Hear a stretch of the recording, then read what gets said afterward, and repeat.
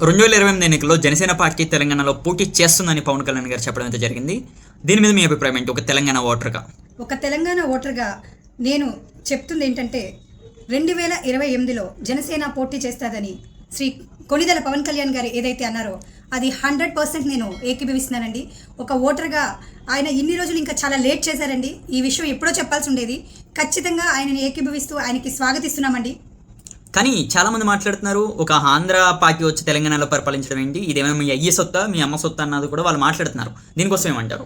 First of all ఎవరైతే ఈ Andhra party అని మాట్లాడుతున్నారో వాళ్ళు కొంచెం ఆలోచించాల్సింది ఏంటంటే ఇది ఆంధ్ర పార్టీ కాదండి. జనసేన అనేది తెలంగాణలో పుట్టినటువంటి పార్టీ. ఇది ఒక మంచి మనసున్న మనిషి, ఒక భారతీయుడైనటువంటి మన పవన్ కళ్యాణ్ గారు మన భారతదేశంలో ఉన్నటువంటి తెలంగాణ రాష్ట్రంలో ఒక పార్టీ పెట్టారు. ఇప్పుడు 2028లో ఆ జనసేన ఆయన పెట్టినటువంటి ఆ జనసేన పార్టీ పోటీ చేయబోతుందండి. మరి దీన్ని చాలా మంది మాట్లాడుతున్నారు. అంటే ఫస్ట్ మీ ఆంధ్ర నెల సరిదిద్దుకోండి, ఆంధ్రాలో వర్షాలు వస్తే మునిగిపోకుండా చూసుకోండి మీ అమరావతిని కూడా చాలా మంది సెటైర్లు వేస్తున్నారు. దీనికి ఏమంటారు? ఏమండి, ఆంధ్రాని చూసుకోవడానికి చాలా పెద్ద పెద్ద దిగ్గజాలు ఉన్నారు. అలాగే పవన్ కళ్యాణ్ గారు కూడా ఆంధ్రాని చూసుకున్నాక ఏమైందో అందరూ కూడా తెలుగు రాష్ట్ర ప్రజలు అందరూ కూడా చూశారు. ఆయన కన్ను ఎప్పుడైతే ఆంధ్ర మీద పడిందో అప్పుడే పచ్చని పొలాలు పండడం మొదలుపెట్టాయి. ఆయన మనసు ఎప్పుడైతే ఆంధ్ర మీద పడిందో అప్పుడే ఆంధ్ర ప్రజలకి ఎక్కడో మారుమూల ఉన్నటువంటి గిరిజన ప్రజలకి రోడ్లు వేయడం జరిగింది. అలా రకరకాల అభివృద్ధులు జరుగుతున్నాయి. With in a short period of time ఆయన కాన్స్టిట్యూషన్ ఎలా అయితే ఇచ్చిన మాట ప్రకారం ఆయన ఓటు వేసిన జనాలందరికీ కూడా చాలా న్యాయం చేశాడు. ఇప్పుడు ఎక్కడా కూడా ఆంధ్రాకి ఎటువంటి లోటు లేదు. అలాగే ఆయన మనసు చాలా పెద్దది కాబట్టి ఆయనకి ఆంధ్ర తెలంగాణ అనేవి రెండు కళ్ళు లాంటివి కాబట్టి ఒక కన్ను బాగున్నప్పుడు ఇంకో కన్నుకి ఏమన్నా కాస్త ఆపదొస్తే ఆదుకునే మనిషిగా పవన్ కళ్యాణ్ ఉన్నారండి. ఎందుకంటే తెలంగాణలో ఆంధ్రాలో మునిగిపోతాయి ఫ్లడ్స్ అంటున్నారు. తెలంగాణలో ఫ్లడ్స్ వచ్చినప్పుడు పవన్ కళ్యాణ్ గారు కొంత విరాళం ఇవ్వడం జరిగింది, కొన్ని లక్షల విరాళం ఇవ్వడం జరిగింది. అలాగే రీసెంట్గా ఘోరమైన ఫ్లడ్స్ వచ్చినప్పుడు కూడా పవన్ కళ్యాణ్ గారే ముందుకొచ్చి తెలంగాణ బిడ్డలందరినీ ఆదుకున్నారు. అలాగే కొండగట్టు ఆంజనేయ స్వామి గుడికి 36 కోట్లు సెంట్రల్ గవర్నమెంట్ నుంచి శాంక్షన్ చేసుకొచ్చారు. ఎందుకంటే ఆ ఆంజనేయ స్వామి అండతో మన తెలంగాణలో ఉన్న ప్రజలందరూ సుఖ సంతోషాలతో బ్రతకాలని చెప్పేసి ఆయన ఆ నిర్ణయం తీసుకున్నారు. Ma'am, one question. ఇక్కడ మీరేమో పవన్ కళ్యాణ్ గారు టీటీడీ నుంచి డబ్బులు అందించారు, సెంట్రల్ గవర్నమెంట్తో మాట్లాడని మీరు అంటున్నారు. కానీ ఇక్కడున్న వాళ్ళు చెప్తున్నారు మీ జేబులో నుంచి డబ్బులు ఏమైనా కానీ తీసి ఇచ్చారా కొండగొట్టి ఆంజనేయ స్వామి కన్నా కూడా చాలా మంది సెటైర్లు వేస్తున్నారు. ఏమంటారు దీనికి? జేబులోంచి డబ్బులు జనాలకి ఇచ్చారండి, ఆయన ఫ్లడ్స్కి ఇచ్చారండి. ఆయన సొంత డబ్బులు ఎన్నో లక్షలు ఖర్చు పెట్టారండి. ఇవన్నీ ఏంటంటే లెక్కలు మనకు తెలిసినవే, తెలియని లెక్కలు. అమరజీవులు తెలంగాణ కోసం పోరాటం చేసి చనిపోయినటువంటి అమరజీవుల కుటుంబాలని ఎంతమంది అవుతున్నారో అంతమందిని రీసెర్చ్ చేసి ఆయనకి సంబంధం లేనటువంటి రాష్ట్రం అని చెప్పేసి వీళ్ళు ఎవరైతే మాట్లాడుతున్నారో అలాంటి మన తెలంగాణ రాష్ట్రానికి ఆ వ్యక్తి వచ్చి ఎన్నో సహాయాలు చేస్తున్నారండి. ఆయన సెంట్రల్ గవర్నమెంట్ నుంచి స్టేట్ గవర్నమెంట్ నుంచి ఆయన జేబులోంచే కాకుండా తెలియని ఎన్నో మంచి పనులు చేశారండి.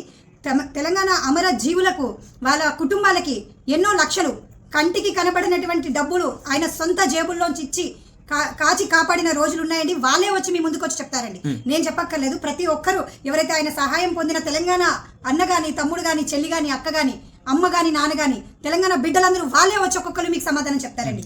మ్యామ్, ఇట్లానే మీరు ఒక అడ్వకేట్గా మాట్లాడండి. గవర్నమెంట్ స్థలాన్ని పవన్ కళ్యాణ్ గారు ఒక చెరువుని కబ్జా చేశారన్న విమర్శలు అయితే వినిపిస్తున్నాయి. దీనికి మీ అభిప్రాయం ఏంటి? దీనికోసం ఏమంటారు?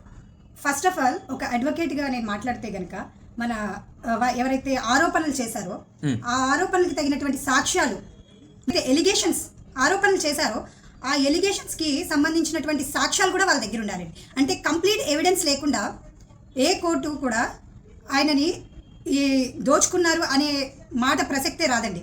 ఏ కోర్టు అయినా సరే ముందు పిటిషన్ వేసినప్పుడు దానికి ఎవిడెన్స్ కూడా చూస్తారండి.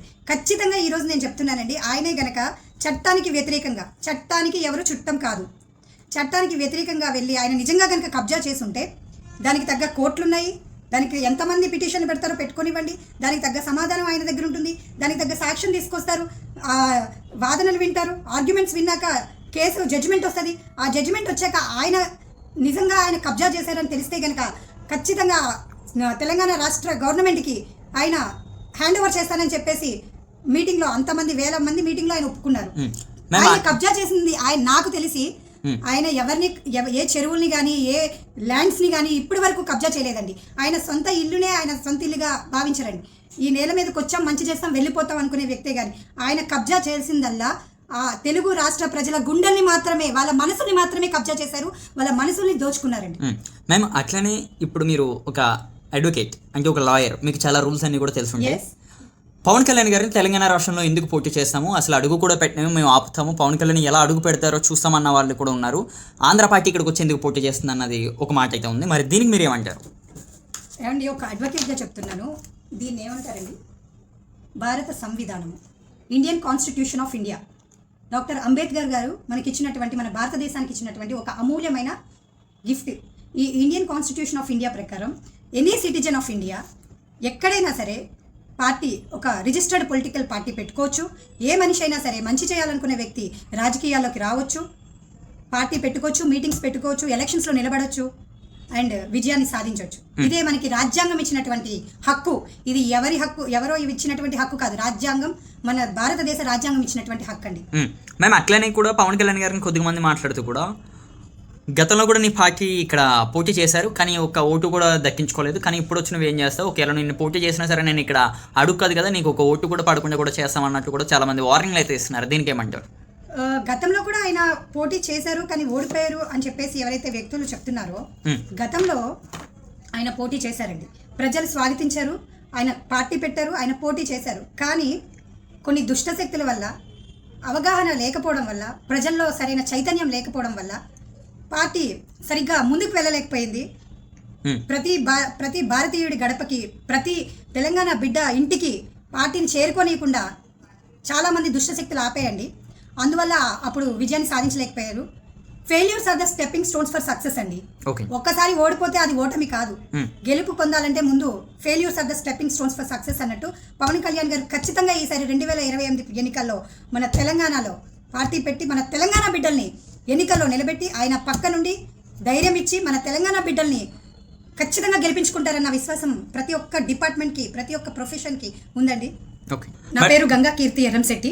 నేను తెలంగాణ ఆంధ్ర కోర్ట్స్లో 9 years నుంచి హైకోర్టు అడ్వకేట్గా అండ్ ఆల్ డిస్ట్రిక్ట్ కోర్ట్స్ అడ్వకేట్గా ప్రాక్టీస్ చేస్తున్నాను.